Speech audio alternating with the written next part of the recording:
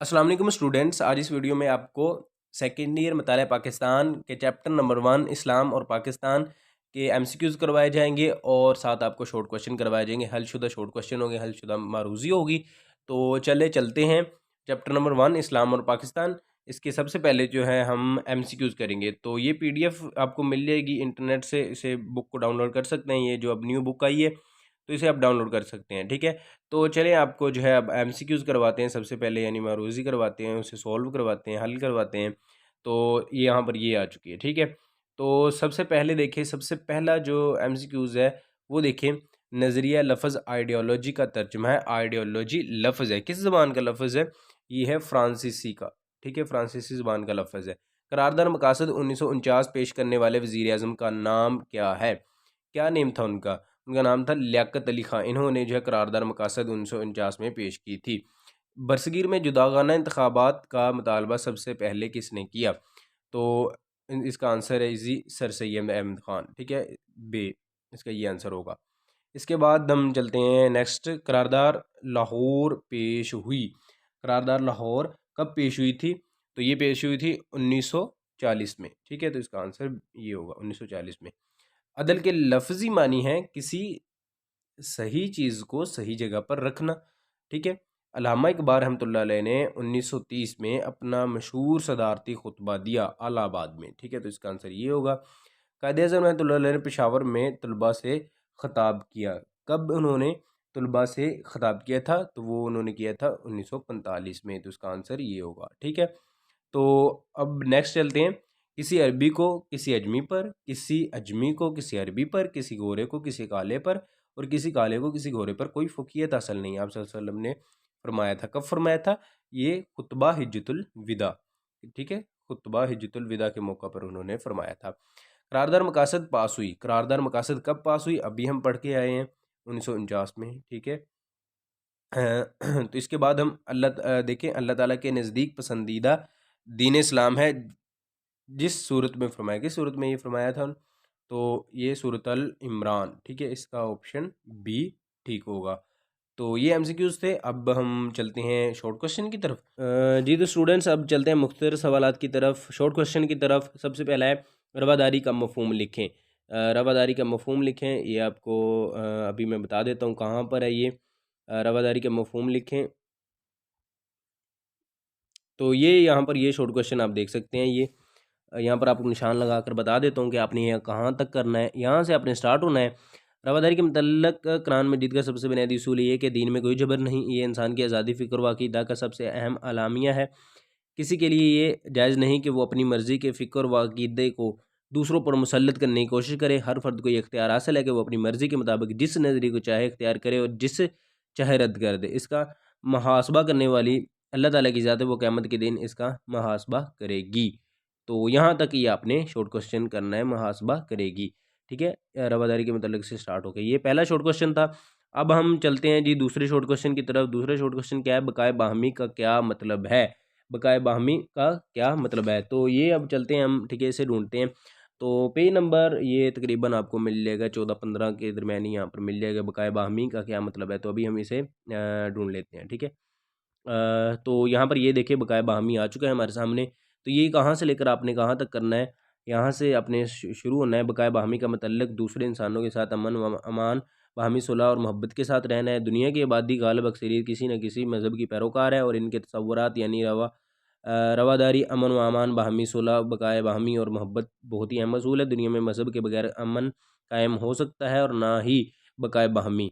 मुसलमानों के मुताबिक अमन बगैर इंसाफ के मुमकिन नहीं। इसलिए इस्लामी तालीमात के मुताबिक हर फ़र्द को अपनी मज़हबी मर्ज़ी का मज़हब और अक़ीदा अख्तियार करने का हक़ हासिल है। तो ये इसका यहाँ तक आपने इसे याद कर लेना है, ठीक है।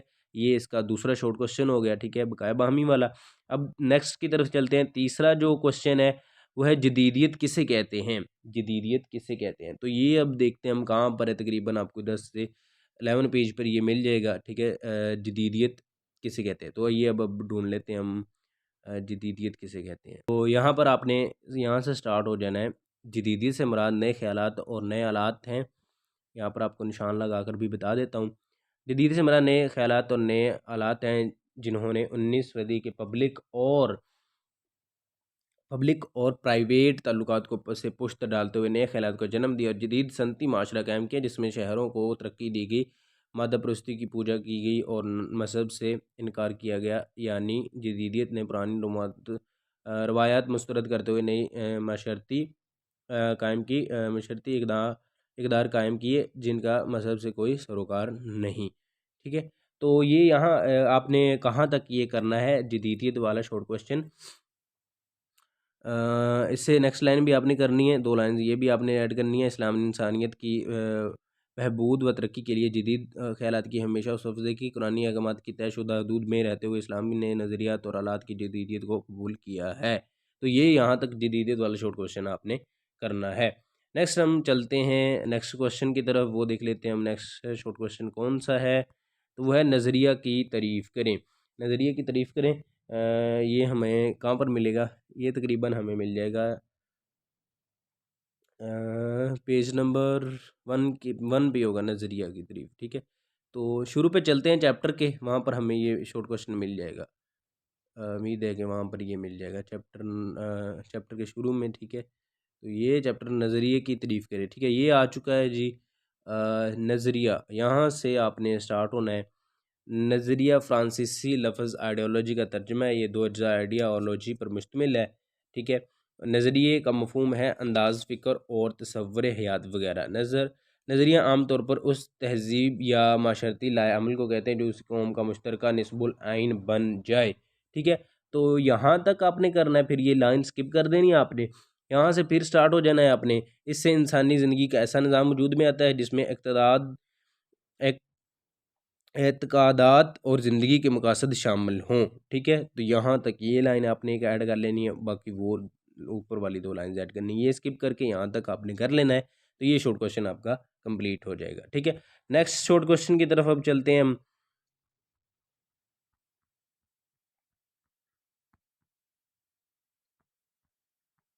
नेक्स्ट शॉर्ट क्वेश्चन क्या है जी, वो देख लेते हैं। 2 कौमी नज़रिया की तारीफ़ करें। 2 कौमी नज़रिया की तारीफ़ करें, तो ये आपको कहाँ मिले, तकरीबन ये हमें मिल जाएगा 2 कौमी नज़रिया, ये 6 से 7 पेज पर हमें मिल जाएगा। 2 कौमी नज़रिया की तारीफ़ करें। तो स्टूडेंट्स, 2 कौमी नज़रिया यहाँ से आपने स्टार्ट होना है। 2 कौमी नज़रिया पाकिस्तान की बुनियाद है। बरसगीर पाक व इनमें 2 कौमें यानी हिंदू और मुसलमान आबाद थे, जिनकी सियासी, मजहबी, माशरती और माशी इक़्तिदार मुख्तलिफ थे। इन 2 अक़वाम के नज़रियात बिल्कुल मुख्तलिफ थे, जिनकी बुनियाद इस्लाम और हिंदुज़म पर थी। तहरीक पाकिस्तान की बुनियाद थी 2 कौमी नज़रिया ये था, यानी बरसगीर पाक व इनमें हिंदू और मुसलमान 2 मुख्तलिफ कौमें हैं जो हिंदुज़म और इस्लाम पर कायम रखती हैं। इन दोनों अक़वाम के तर्ज़ ज़िंदगी और बोदूबाश बिल्कुल मुख्तलिफ थे। इस 2 कौमी नज़रिए की बुनियाद पर मुसलमान ने हिंद ने अपने लिए अलहदा रियासत का मुतालबा किया और आखिरकार पाकिस्तान वर्ज़ वजूद में आ गया। यहाँ तक आपने करना है ये शॉर्ट क्वेश्चन 2 कौमी नज़रिया। ठीक है, ये शॉर्ट क्वेश्चन हो गया। अब चलते हैं नेक्स्ट शॉर्ट क्वेश्चन की तरफ हम।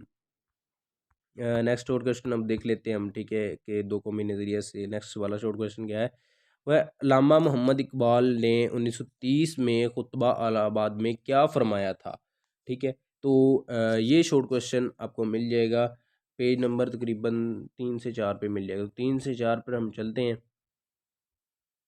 तो स्टूडेंट्स, अल्लामा इकबाल उन्होंने क्या फरमाया था, तो यहाँ पर आप देखें, उन्होंने यहाँ पर आपने जो है देख लेना है। यहाँ से मैं निशान लगा देता हूँ आपको। उन्होंने वाज़ेह कहा, इंडिया एक बरसगीर है मुल्क नहीं, यहाँ मुख्तलिफ मज़ाहब से ताल्लुक़ रखने वाले और मुख्तलिफ ज़ुबानें बोलने वाले लोग रहते हैं। मुस्लिम कौम अपनी जुदागाना मजहबी और सकाफ़ती पहचान रखती है। उनके लिए एक अलग मुल्क ख्वा यूनियन में हो या आज़ादी ज़रूरी है।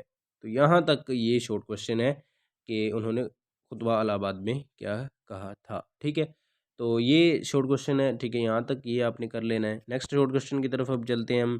नेक्स्ट शॉर्ट क्वेश्चन क्या है, तो वो है जी, लास्ट जो शॉर्ट क्वेश्चन है वो रह गया जी। कायद-ए-आज़म मोहम्मद अली जिन्ना ने 1943 के इजलास मुनअक़दा कराची में क्या फरमाया। तो ये अब शॉर्ट क्वेश्चन अब देख लेते हैं हम। ठीक है, तो ये शॉर्ट क्वेश्चन आपको तकरीबन पेज नंबर 9, 8, 10 इनके दरमियान मिल जाएगा। ठीक है, तो हम ढूंढ लेते हैं अभी इसे। ये जो लास्ट वाला शॉर्ट क्वेश्चन है, ये यहाँ से आपने करना है। ठीक है, यहाँ से अब मैं निशान लगा के भी आपको बता देता हूँ। कायद-ए-आज़म रहमतुल्लाह अलैह ने मुस्लिम लीग के 1943 के सालाना इजलास मुनक़दा कराची में फरमाया, वो कौन सा रिश्ता है जिससे मुंसलिक होने से तमाम मुसलमान जिस्दे वाहिद की तरह हैं? वो कौन सी चट्टान जिस पर मिल्लत की इमारत इस्तवार है? वो कौन सा लंगर है जिससे उम्मत की कश्ती महफूज है? वो रिश्ता, वो चट्टान, वो लंगर अल्लाह ताला की किताब कुरान मजीद है। तो ये शॉर्ट क्वेश्चन यहाँ तक आपने करना है, ठीक है, यहाँ से लेकर यहाँ तक। तो ये एक्सरसाइज के शॉर्ट क्वेश्चन कंप्लीट हो गए। अब जो एक्स्ट्रा शॉर्ट क्वेश्चन है वो आपको बता देते हैं कि एक्स्ट्रा जो शॉर्ट क्वेश्चन है चैप्टर से बन रहे वो कौन कौन से है। तो सबसे पहला जो शॉर्ट क्वेश्चन बन रहा है वो यहाँ करारदार मकासद के बुनियादी निकात बयान करें। करारदार मकासद के बुनियादी निकात बयान करें, ये आपने जेहन में रखना है, ठीक है। अब आपको ये बता देता हूँ मैं कि ये कहाँ से मिलेगा। करारदार मकासद के बुनियादी निकात बयान करें, ठीक है। तो ये आ चुका है जी, करारदार मकासद के बुनियादी निकात बयान करें। ये कहाँ से लेकर कहाँ तक करना है आपने। ये देखिए स्टूडेंट्स, यहाँ से आपने शुरू होना है और ये यहाँ तक कोई से भी 3 पॉइंट आपने जो है यहाँ पर याद कर लेने जो आपको इजी लगे, ठीक है। करारदार मकासद, तो ये एक्स्ट्रा शॉर्ट क्वेश्चन ये एक हो गया। सलामी, इसके बाद दूसरा शॉर्ट क्वेश्चन देखें, इस्लामी फलाही रियासत की तारीफ़ करें, ठीक है। इस्लामी फलाही और फलाही रियासत की तारीफ़ करें। तो स्टूडेंट्स जो शॉर्ट क्वेश्चन है, एक्स्ट्रा शॉर्ट क्वेश्चन यानी इस्लामी फलाही रियासत की तारीफ़ करें, तो उसकी ये डेफिनेशन है यहाँ से यहाँ तक है, ठीक है। वो आप देख लें, यहाँ से लेकर वो यहाँ से शुरू होती है। इस्लामी फलाही रियासत से मुराद ऐसी रियासत जो इस्लामी असूलों पर मुबना अवाम को फलाह व बहबूद के लिए काम कर रही है और जिसका मकसद ऐसा माशरा कायम करना हो जहाँ अदल व इंसाफ, मसावत, अखुवत और माशरा खुशहाल हो, ठीक है।